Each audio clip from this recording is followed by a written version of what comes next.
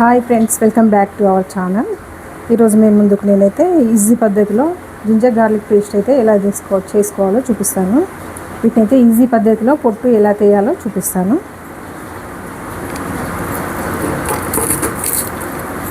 ఇలా అయితే కట్ చేసుకోవాలి. ఇటు సైడ్ కట్ చేసుకోవాలి.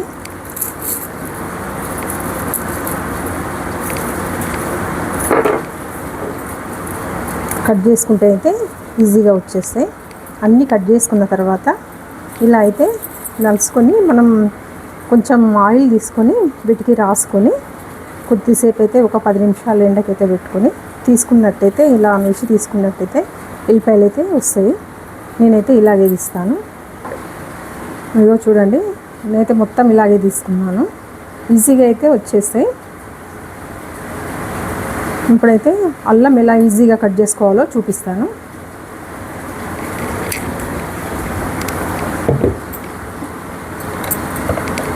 చూడండి, అల్లం అయితే ఎలా ఈజీగా కట్ చేసుకోవాలో అయితే మీకు చూపిస్తాను. చూడండి, నేను కట్ చేసుకొని పెట్టుకున్నా. ఇప్పుడైతే ఎలా కట్ చేసుకోవాలో చూపిస్తాను. మనం ఒక్కొక్కటి చాక్ తోటి అయితే కట్ చేసుకోవడం కష్టమవుతుంది కదా. చూడండి,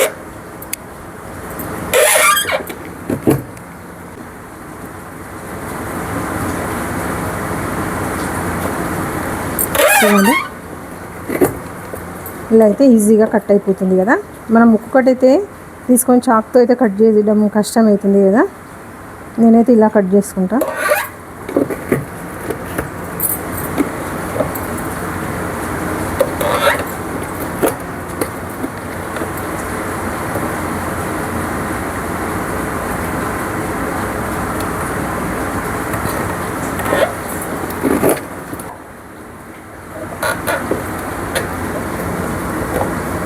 చూడండి ఎంత బాగా కట్ అయిందో, చూసారు కదా.